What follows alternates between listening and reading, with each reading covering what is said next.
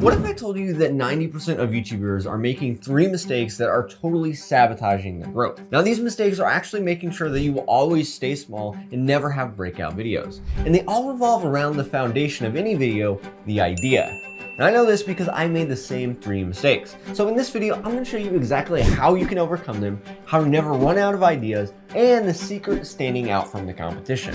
So let's start with number 1. And this one was a total breakthrough for me and helped me go from feeling stuck staring at a blank page to having over 100 video ideas. And it came from this video. Now, I'm not gonna lie, when I saw the title for the first time, I was a little bit skeptical, but I watched the whole video and there was one thing that changed my entire mindset around brainstorming. And they gave me a tool that helped me streamline the whole process. In the video, they talk about the number 1 reason most people struggle to come up with more ideas is that when you first start the brainstorming process, you're probably thinking too broadly. Like if you're in the productivity niche, you might sit down and think, what are some ideas around productivity? Well, the problem with that is if you do that, sometimes the only video idea that comes to your head is how to be more productive, which is like the most basic video idea out there. But then they gave us the solution for overcoming this. The key that I was missing is I needed to be more specific. So instead of brainstorming videos about productivity, you can make that more specific and brainstorm ideas around saving time. And once you have that, the video showed a tool that allowed you to take one idea and turn it into 11 different videos. And here it is. It's a list of prompts that can transform the idea into different forms. Now, if you want to know exactly how you can use each one of these for your videos, you can watch their video. I'll put the link in the description.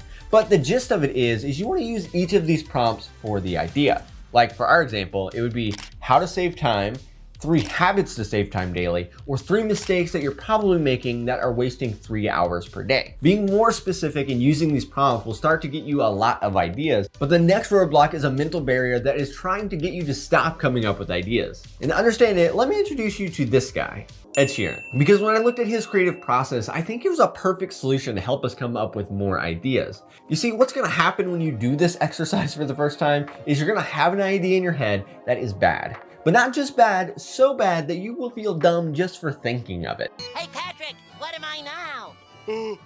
Stupid? No, I'm Texas. And your initial instinct will be, well, I'm not going to write that down. That is just terrible. But having that mindset is actually one of the worst things that you can do. And to explain why, let me tell you about Ed Sheeran's creative process. He said that when he sits down and is trying to think of ideas, he imagines a water pipe.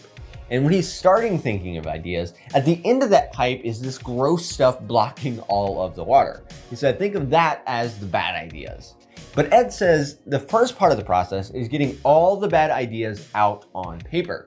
So no matter how bad you think the idea is, you want to write it down. And then once that's gone, the better ideas are going to start to flow. Because when you stop being a perfectionist, you'll be amazed with how many different ideas you can come up with.